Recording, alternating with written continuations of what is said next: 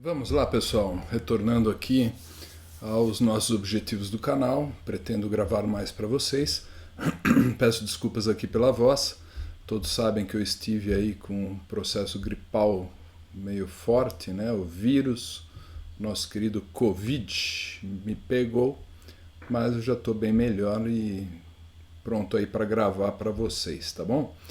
Eu, conforme prometido, né, estou aqui iniciando uma obra espiritualista, tá? Eu decidi começar por uma obra que é a obra Brasil, Coração do Mundo, Pátria do Evangelho.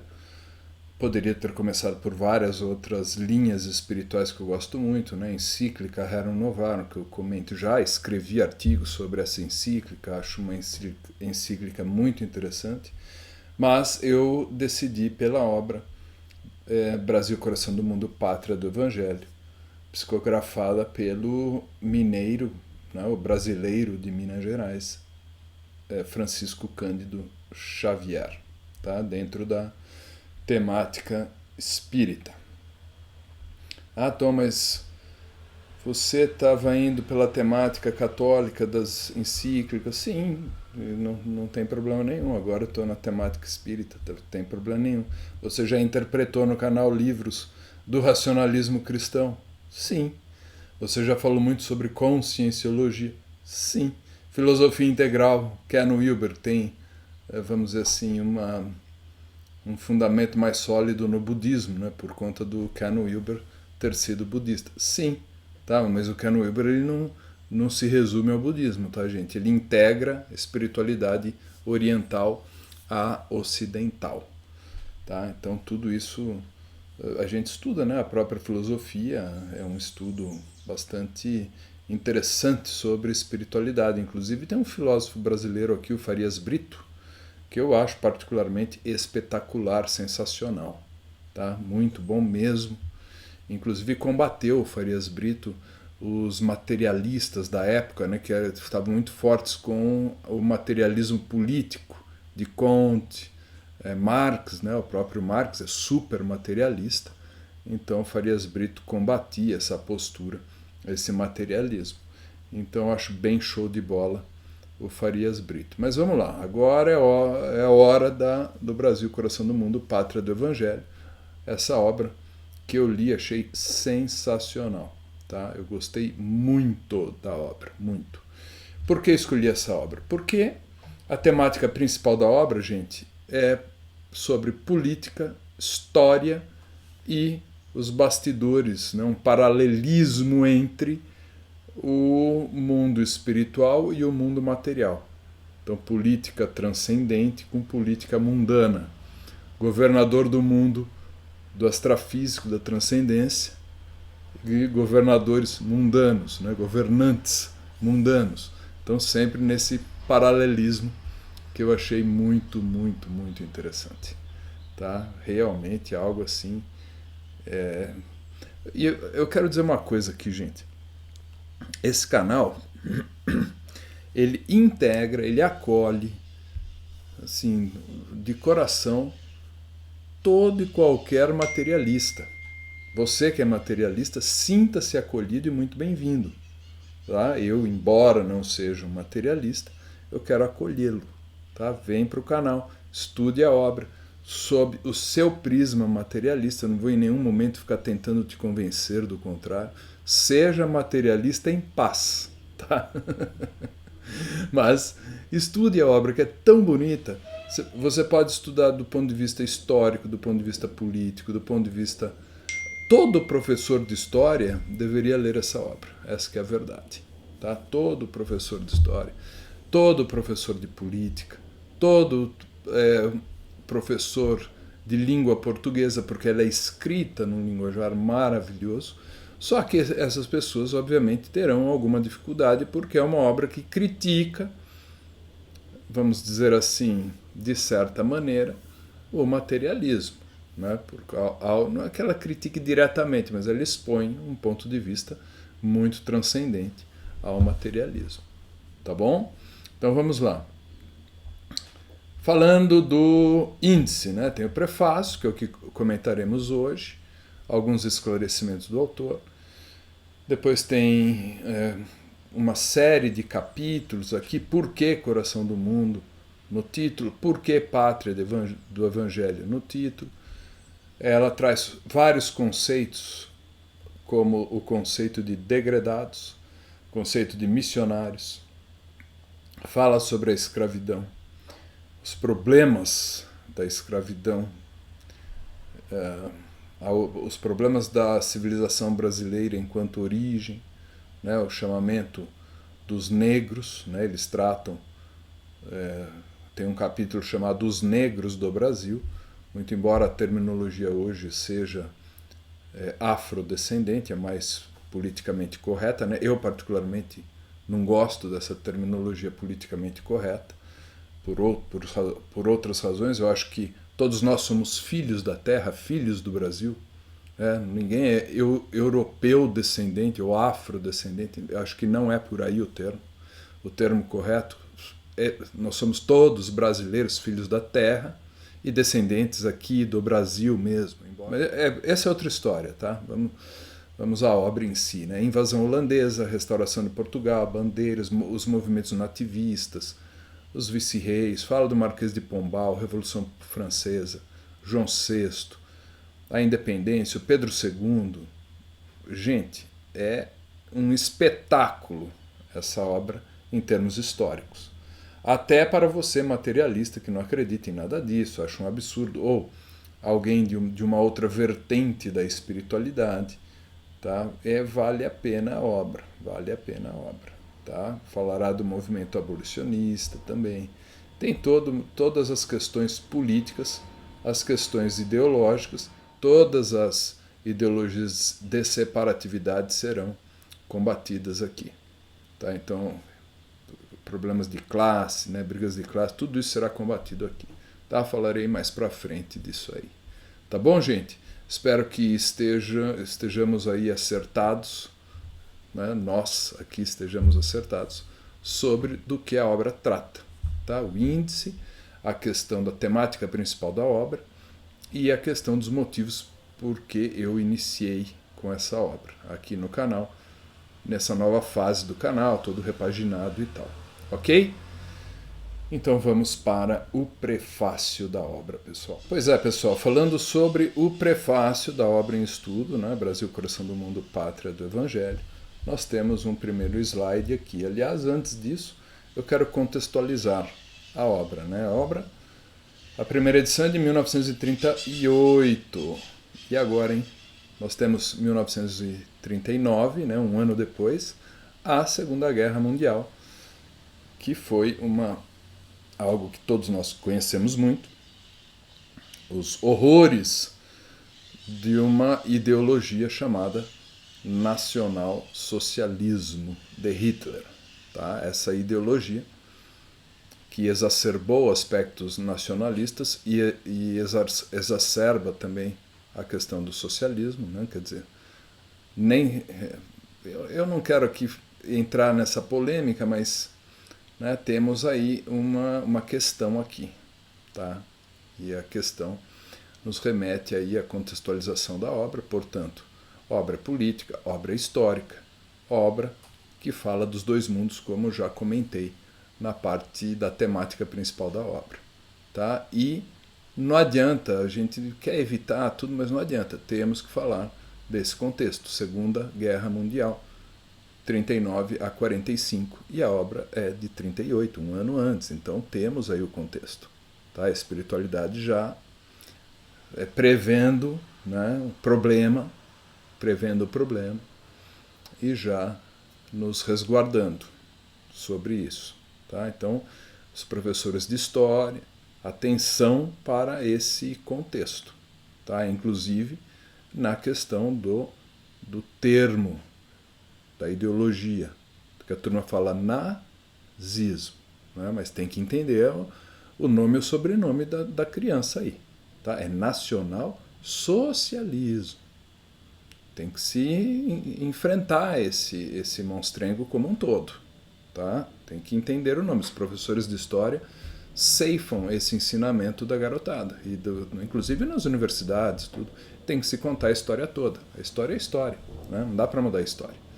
Então tem essa questão aí muito delicada, que já de cara nos remete a uma questão política, né? Inclusive só o título já envolve política, diplomacia, né? Brasil, nacionalidade, coração do mundo, aí vem pátria, né? Também tem todas as questões do patriotismo, do evangelho, né? Pátria, por que do evangelho, né? Será que teremos aí um movimento de acolhimento? Que história é essa, né? Então temos aí as questões, tá? Essas questões são muito interessantes, muito relevantes e muito profundas, tá? As origens remotas da obra, né? No prefácio de Emmanuel, que para quem não souber, né? Caso você seja um materialista ou não saiba, né? Dessa questão, Emmanuel é o inspirador, é o mentor, é o espírito que assessora, vamos dizer assim, o espírito que ajuda ou inspira o Chico Xavier. Ah, Tom, mas espera lá, eu não acredito em nada disso. Não tem problema. Não tem problema, tá? Encare então como sendo a obra do Chico Xavier. Não tem problema. Mas para aqueles que entendem o que seja uma psicografia, o processo da mediunidade e tal, eles entendem que o Chico Xavier foi apenas o intermediário da obra e que o autor é o Humberto de Campos, aquele mesmo, tá? Academia de Letras, que passou por um contexto muito difícil, teve que sair um belo dia lá no porta-mala de um carro, fugido para não ser morto, porque ele também era jornalista, analista político de um momento difícil ali e tal.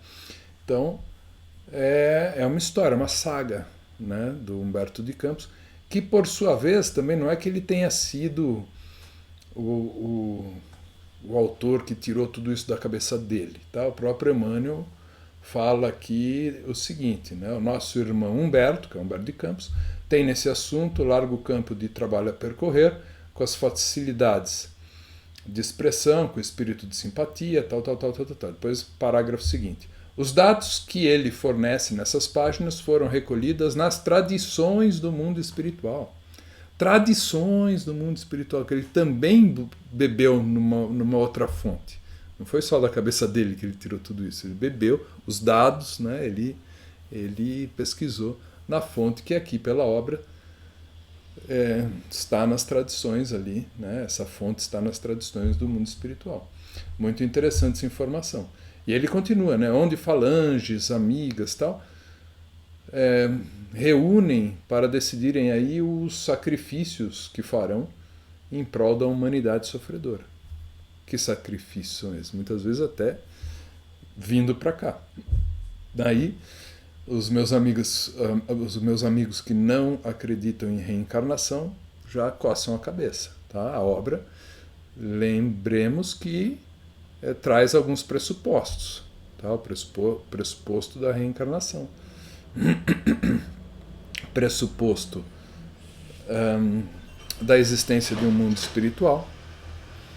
Outro pressuposto que a obra traz é que a figura de Jesus, essa figura está na coordenação do planeta, na coordenação do orbe, ou seja, Jesus como gestor,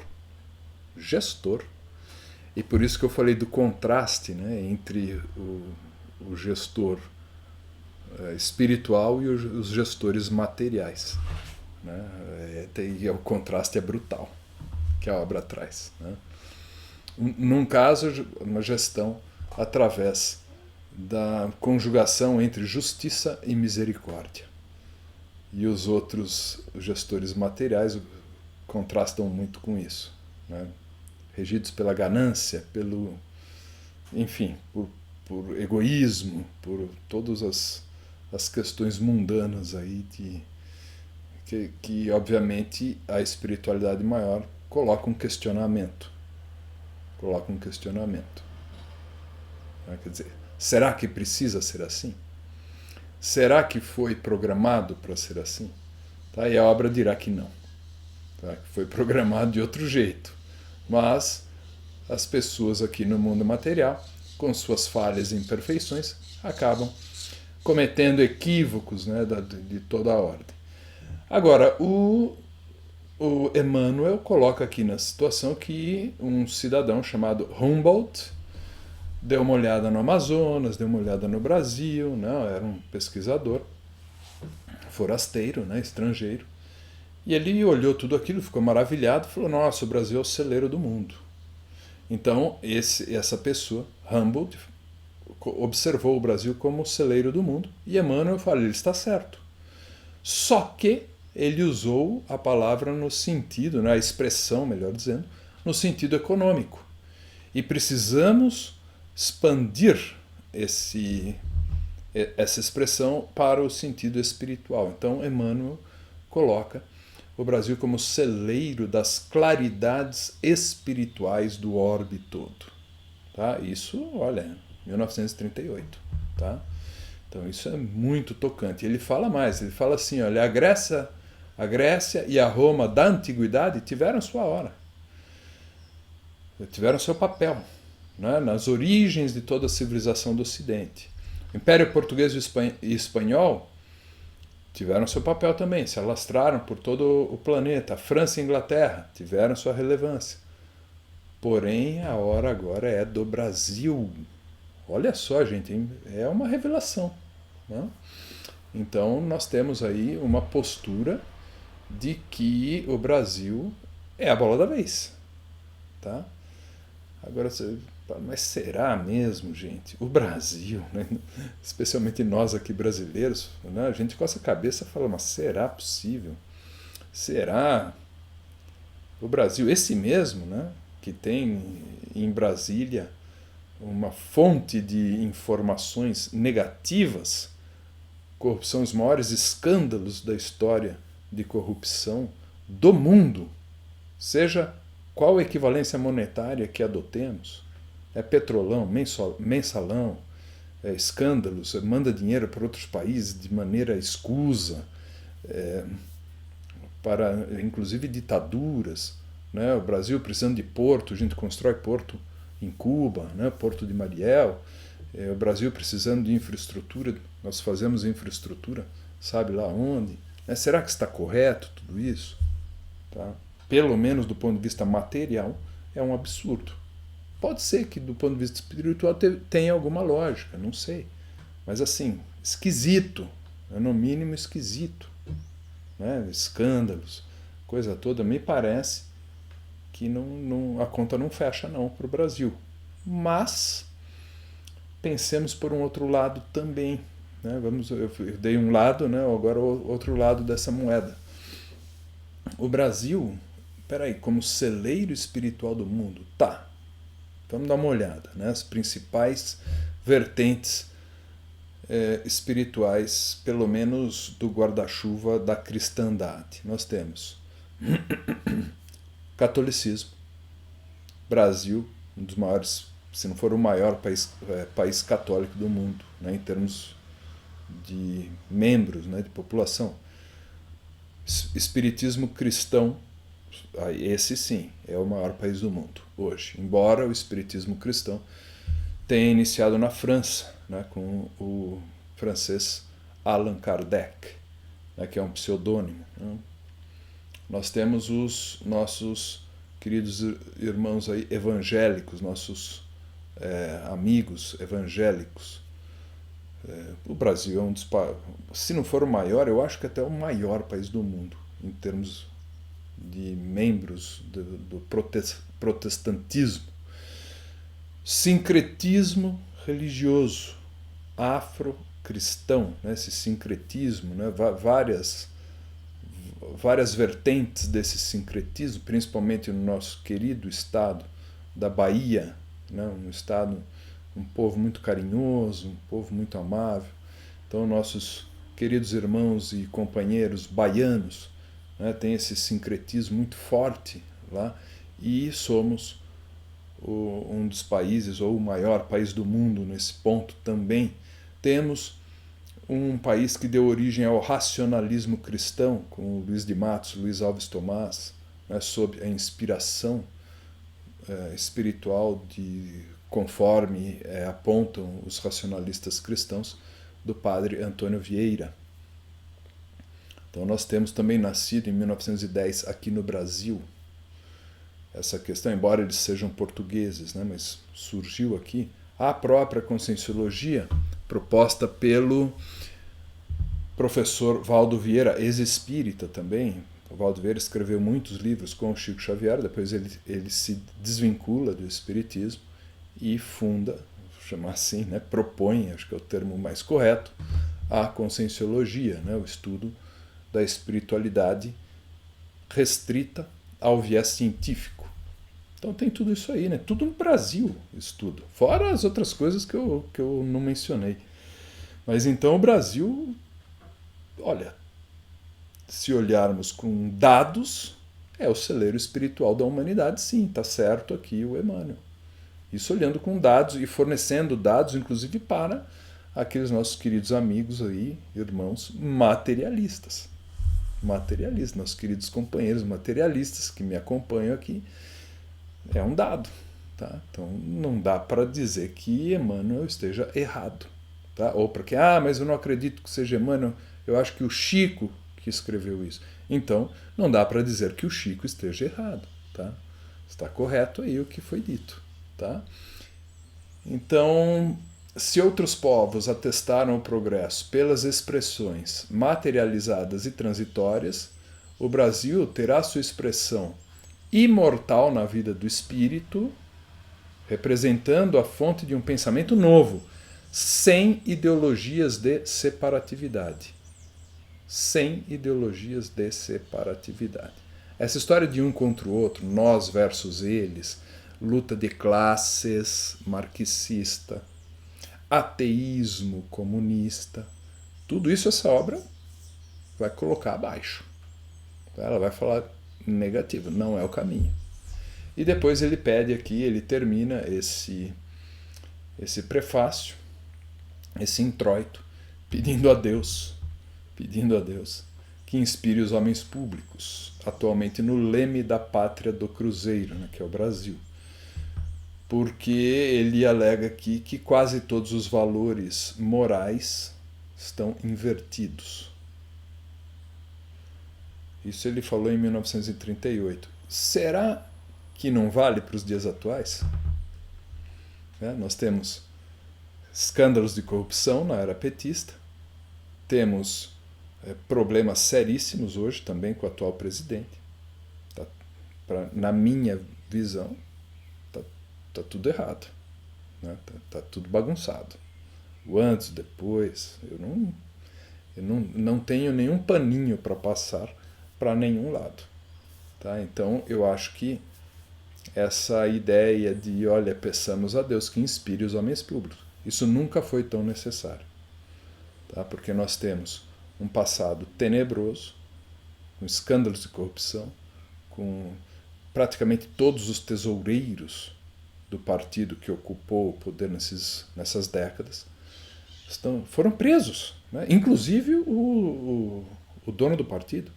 Então tem algo de errado no reino da Dinamarca, né? Para usar uma expressão aí jocosa. Tá? E atualmente temos também problemas gravíssimos, né? Equívocos. Tá? Né? Para mim está assim, né? Complicado. O antes e o atual.